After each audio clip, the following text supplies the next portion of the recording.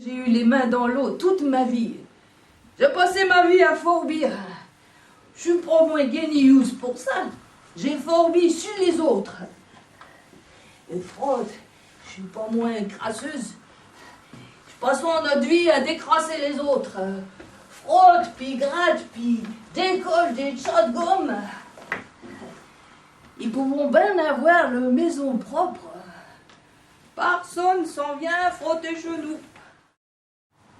C'est malaisé d'être pauvre. Il y en a qui se figurent qu'il n'y a rien que les riches qui avons du trouble. Les riches, ils avons leur trouble dans le cœur, puis dans la caboche. D'abord, le gros de leur maladie au monde riche, ça leur vient des nerfs. Et la maladie des nerfs, ça paraît pas. Ils n'avont pas la peau noircie, ni des furoncles dans la face, ni les jointures tordues, ni les yeux croches, ni de l'eau dans leurs genoux de laveuse.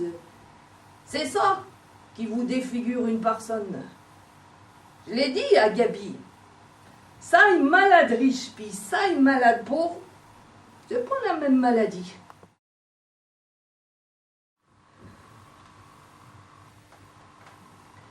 Oh, j'ai été jeune dans ma jeunesse, moi et tout. Jeune et belle, comme les autres. Bon, c'est ce qui compte. Et quand c'est que je me mirais dans le miroir, j'avais un miroir à Dieu dans le temps, j'en faisais pas dire. Mais quand c'est que ça dure la jeunesse, c'est le meilleur temps. Oh, pour ça, oui, meilleur temps. La jeunesse d'Aster, c'est pas ça. À regimbe, puis à renacle, puis à se rebiffe.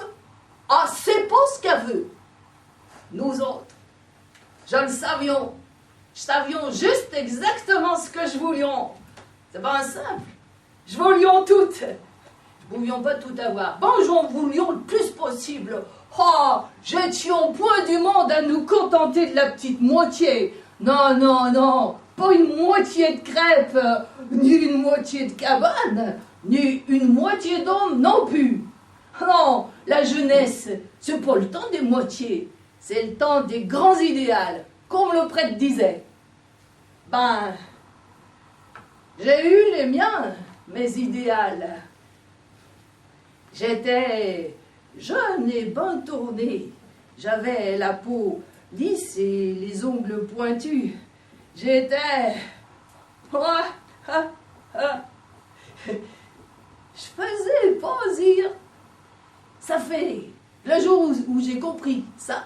Bon, j'ai pas eu besoin de jongler longtemps pour trouver mes idéaux. Un idéal, ça vient tout seul.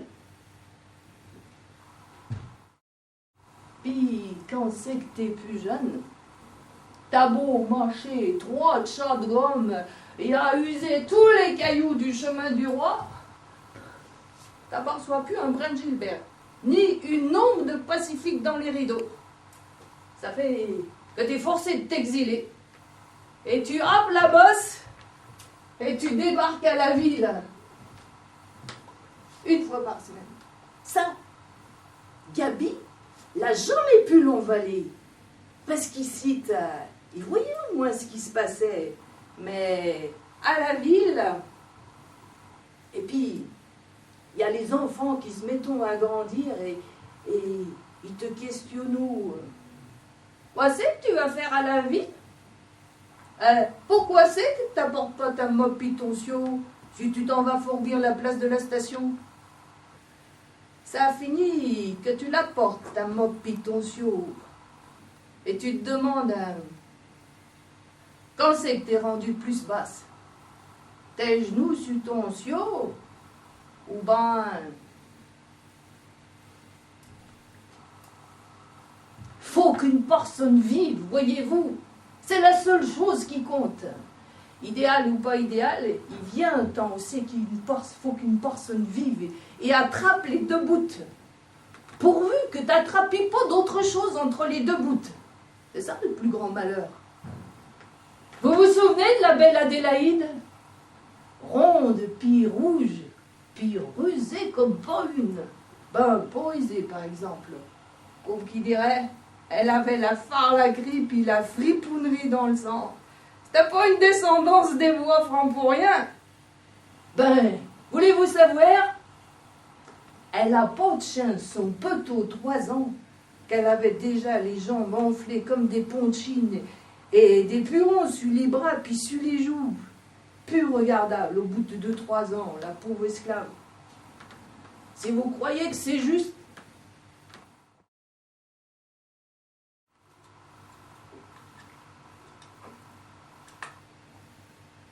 ben, Noël par chez nous, commençait pas à l'église. Il commençait sur les avenues. Oh, pour ça, les avenues, ils étaient en regardant à les dépenses en ce temps-là. Et vous avions un stock de bébelles et de butin que ça vous faisait venir l'eau à la bouche. Pas que je pouvions acheter rien de ça, nous autres. Mais je pouvions regarder. Je regardions ceux-là qui s'achetaient des ours de poil. Et puis des catins qui braillent. Et puis des chars électriques. Il y a des enfants qui manquions de rien à Noël, qui mangeaient des oranges à s'en chavirer les boyaux. Il y avait et tout, la distribution des présents, la veille de Noël dans le soubassement de l'église. Chaque pauvre avait droit à son présent. Les enfants, bien sûr, quand je commençais à grandir, j'avions plus droit. Ça fait que je regardions la distribution. Apparence que c'est les croisés eucharistiques qui avions tout fait les patchés avec les enfants de cœur. Ils travaillons durant tous les avants à ragorner des bébelles de porte en porte, puis à les ramancher. Parce que les enfants d'en haut, tu ont point pour bailler aux pauvres leurs bonnes affaires. Ça fait que le jour de la distribution, il y avait un petit prône du curé qui finissait tout le temps par « aimez-vous les uns les autres ». Puis la chicane prenait. Vous comprenez? Ces enfants qui recevions un aéroplane qui vole plus, ou bien une petite catin qui pisse pas, ils se mettaient à brailler et ça finissait en jeu de chien. Et surtout qu'ils en avions vu depuis un mois dans les châssis des avenues, des aéroplanes qui volent et des catins qui pissent. Ils savions ce que c'était. Ça fait que les enfants de cœur et les croisés eucharistiques étaient bien chagrinés parce qu'ils avions fait leur possible pour faire leur bonne action.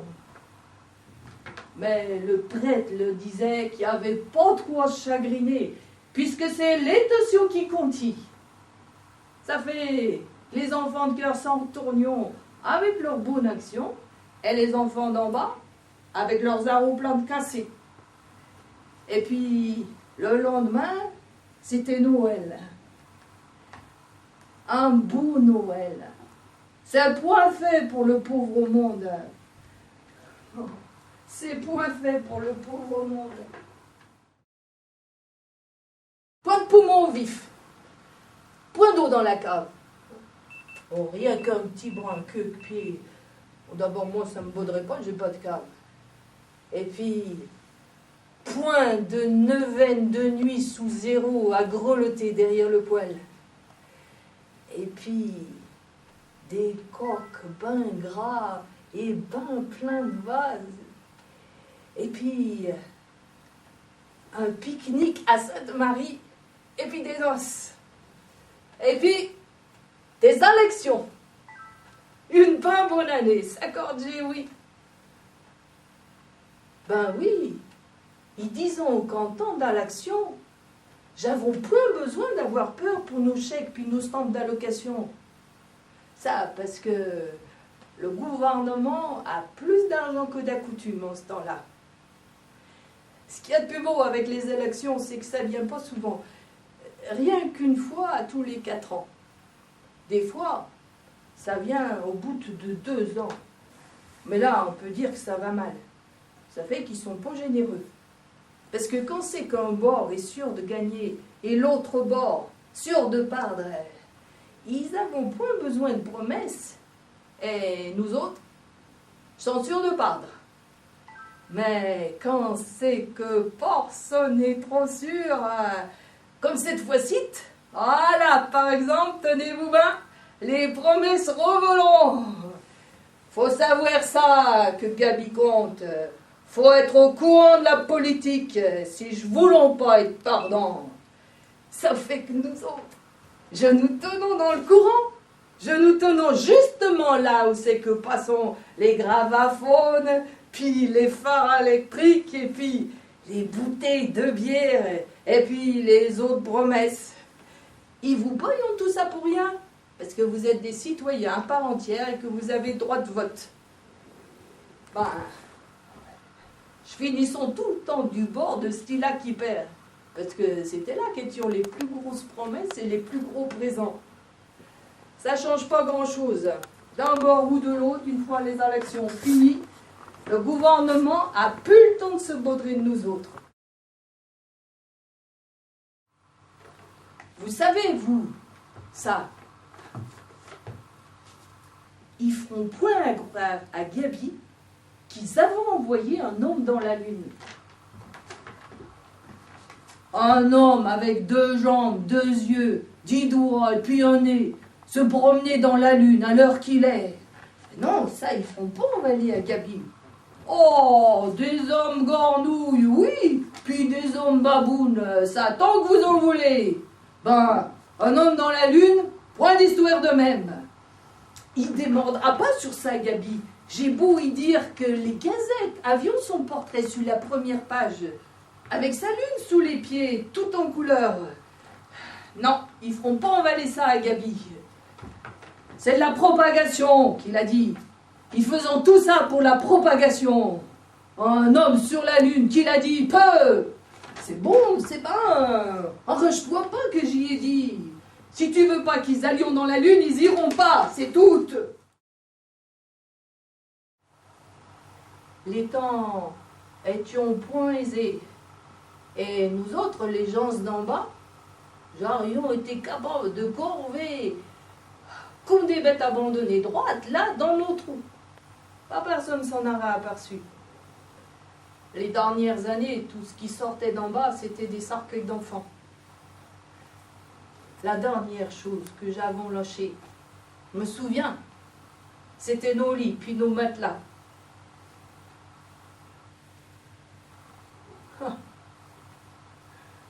C'était pas des matelas à ressorts, ni des lits de plumes. Faut pas se faire des incroyables. Ben, à la fin, j'avais dû partir nos lits avec le reste. Par rapport qu'un sommier, puis des plumes, ça se mange pas. Une personne peut dormir debout tout dans la place. Ben, elle peut pas manger que du bois. Pas tout le temps, toujours bien. Pas toute sa vie. Par chance, qu'il y a eu la guerre. Notre printemps, ça a été la guerre. Parce que l'armée donnait des bons gages dans le temps. Et puis, elle envoyait des chèques aux femmes tout le temps que leurs hommes avaient été de l'autre bord. Et les femmes des soldats qui ne sont pas revenus ont continué de recevoir leurs chèques de veuve. Et Caillou, qui a blessé l'une de ses jambes en Angleterre, a reçu plus de quoi pour sa jambe perdue que pour tout l'ouvrage qu'il aurait pu faire avec l'autre jambe. La guerre, ça a été une bonne affaire. La meilleure affaire depuis la dépression. Ben oui, durant la dépression, les temps sont venus assez mauvais qu'une personne pouvait pas descendre plus bas. Ben quand c'est que t'es bas assez, là ils décident à faire quelque chose pour pas te laisser corver. Durant la dépression, par exemple, ils avaient inventé la soupe. À partir de ce temps-là, j'avais commencé à être ben. J'avions tous les mois notre sac de farine, puis notre cruchon de mélasse, et parfois même de la bocuite pour des crêpes. La dépression nous a sauvés de la misère, nous autres. Le pire temps pour le pauvre monde, c'est quand c'est qu'il ne se passait rien. Pas de guerre, pas d'inondation, pas de crash œcuménique, pas rien pour rappeler au monde qu'il y en a qui n'avons pas de quoi à manger. C'est les temps les plus malaisés. Par chance que ça dure pas trop longtemps. D'accoutume, il y a quelques sortes de crises à tous les 10 ou 20 ans. Et pouvons comme ça prendre notre respire d'un 10 ou 20 ans à l'autre.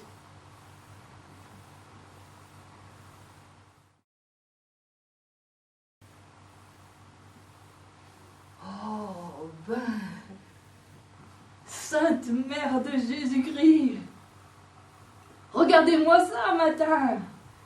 Gabi, viens voir. Il n'y a pas moins de 10 régiments d'oudards dans le ciel un matin. Et puis, il n'y a plus une graine de neige sous les couvertures. Tout un chacun a gardé la souvenance de cet avènement-là, comme de sa propre naissance. Ça, c'est sûr. 100 000 piastres, pensez voir. J'avons pas, comme qui dirait, l'accoutumance de recevoir des pachets de piastres par la tête, nous autres. Et quand c'est que ça nous arrive comme ça, 100 000 d'un coup, hein, il a passé proche de se javirer, le pauvre Franck. Ils avons été obligés de lui enfoncer la tête dans un seau de vinaigre. Je me souviens, j'étais là. C'est moi qui ai arrêté du vinaigre après, pour conserver mes concours, moi. Pauvre Franck, c'est ce que je pourrions appeler l'homme le plus chanceux qu'a venu au monde dans une cabane à Éperlan. Il ne pouvait pas se douter que la chance le guettait. À part de ça, qu'il n'avait point acheté son billet lui-même. C'était la femme à Dominique qui avait baillé parce qu'il avait ésarbé ses cosses toute une après-midi. Ben, si elle avait pu savoir, la femme à Dominique, que c'était le billet chanceux, alors elle loutait ses gants, puis elle a résarbé tout seul tout son jardinage. Ben, elle pouvait pas savoir. Ça fait qu'elle a dit que c'était pas juste. 100 000 piastres pour 3 sillons de haricots. La loi était obligée de s'en mêler. Ben, pour une fois, c'est les pauvres qui avons gagné. Les pauvres, c'est une manière de dire, parce que Franck, c'était plus que je pouvais appeler un pauvre homme. C'est peut-être pas pour ça que la loi l'a respecté. C'était, si vous aviez vu ça, c'était Monsieur Colette par ici, et puis Monsieur François Colette par là. Il pouvait se payer bonnes des affaires. Au commencement, il était si baroui qu'il ne savait pas par quel bout de se lancer. Ben, c'est pas tardé qu'il a appris. Il y a bientôt venu du monde le voir pour y vendre toutes sortes de choses. La première affaire qu'il s'est achetée, je me souviens, c'était là. C'est un tracteur, puis une combine. Vous savez, cette machine qui fait tout. Ça laboure, ça plante, ça isarbe, ça coupe, ça ramasse. Oh, pour un homme qui avait point un champ à lui, faut dire qu'il était attelé, le Franck. Ça fait là, fallait qu'il s'achète de la terre et puis des bâtiments pour abriter sa machinerie. Et puis après, il s'est acheté une machine à laver, un frigidaire, une gravaphone. Tout ça à l'électrique. J'avons été dès le premier soir pour voir brasser les machines et pour écouter la gravaphone. Mais ça marchait pas. Rien de ça. Par rapport que Franck, il n'avait pas l'électricité chez eux. Puis, pas longtemps après, il a venu un agent d'assurance. Des agents d'assurance. Ça venait jamais par chez nous. À chaque soir, il s'amenait un nouvel agent d'assurance qu'à moins d'être sa valise déplantée de papier tout écrit d'avance, où c'est que tu n'avais qu'à signer ton nom et faire ta croix et tu te trouvais assuré pour la vie. Et à chaque soir, il s'en avenait un meilleur. Ça fait qu'au bout de 10 jours, le Franck, il était assuré pas dessus la tête. Ils y avaient assuré les dents, les doigts, la vie, les maladies, le feu, le vol, et jusqu'à ses enfants, lui qui était vieux garçon. Mais il a vite fait de prendre le tour, le Franck. Avant le printemps, il était déjà rendu qu'il faisait le gros. Ouais. Il s'est arrêté de chiquer et s'est mis à fumer des cigares. Puis, il s'est grillé. Ah, pour ça, mettez de belles hardes sur le dos d'un crasseux et vous pouvez plus dire la différence. Ben non. La différence entre lui puis un sénateur. Et puis, là, Franck, il s'est mis à recevoir des comptes. Par rapport qu'une journée, il avait dit à la Sainte, « Va te faire friser les cheveux, puis je payerai. » Bon, elle n'a pas perdu de temps, la Sainte. Elle s'est fait friser tout le tour de la tête. Et j'y avons tout passé. Et ceux-là qui allions voir le docteur et le frotteux et le dentiste et le ramoncheux et qui pouvions point payer, les docteurs envoyons le compte à Franck. Et puis, il y avait tout le prêtre qui passait pour la dîme. Même que le prêtre a nommé Franck du haut de la chair. T'as qu'à voir, il l'a remercié en public pour les cloches d'église que Franck avait payées de sa poche. Ouais, 22 belles cloches qui se branlent toutes ensemble et qui vous jouent des airs de Noël à l'année. Ils appelaient ça un carillon, et c'est Franck qui leur avait payé. Puis, rendu au mois d'août, il était grand temps que Franck s'achetit ce qui lui plaisit le plus, avant qu'il n'en reste plus. Ben, ce qu'il avait tout le temps voulu, le Franck, c'était une maison, une grosse maison en papier de briques avec un haut, puis un bas, une cave, puis un gornier. Il voulait tout ça bécosse en dedans. Et puis de l'eau chaude, et puis de l'eau frette. Et puis une cuisine d'été à part de la cuisine d'hiver. C'était ça qu'il avait tout le temps voulu, le Franck. Une grande maison avec une galerie à faire le tour. D'où c'est qu'il pouvait se barcer à l'année en regardant passer le monde. Ta nationalité qui te demandons. Citoyenneté puis nationalité. C'est malaisé à dire. Je vivons en Amérique. Ben, je ne sont pas des Américains. Puis les Américains, ils sont riches, ils n'en sont pas. Nous autres, je vivons au Canada. Ça fait que je devons être plutôt des Canadiens, ce me semble. Ça se peut pas non plus. Par rapport qu'ils sont des Anglais. Et nous autres, sont des Français. Non, je ne sont pas tout à fait des Français. Je ne pouvons pas dire ça. Les Français, c'est les Français de France. Nous devons plutôt être des Canadiens français qui nous avons dit. Ça ne se peut pas non plus, ça. Et les Canadiens français, c'est du monde qui vit à Québec. Ah, pour l'amour du ciel, de Dieu, dans quel pays j'habite? Ah, en Acadie, qui nous avons dit. Et ce sont des Acadiens. Ça fait que nous avons entrepris de répondre comme ça à leurs questions de nationalité. Des Acadiens, que je leur avons dit. Ben, ils n'avons point voulu écrire ce mot-là dans leur liste, les encenseux, parce qu'ils avaient eu pour leur dire que l'Acadie, c'est pas un pays, ça. Et un Acadien, c'est pas une nationalité, par rapport que c'est pas écrit dans les livres de géographie. Ah ben, après ça, savions plus quoi trouver. Ça fait que je leur avons dit de nous bailler la nationalité qu'ils voudrions. Ça fait que je crois que nous avons placés parmi les sauvages. C'est malaisé de faire ta vie quand c'est que t'as pas même un pays à toi et que tu peux point nommer ta nationalité.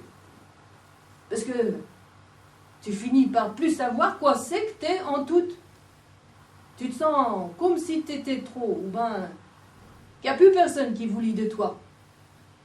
C'est pas qu'ils te le font sentir, ils te disent ben que t'es un citoyen à part entière.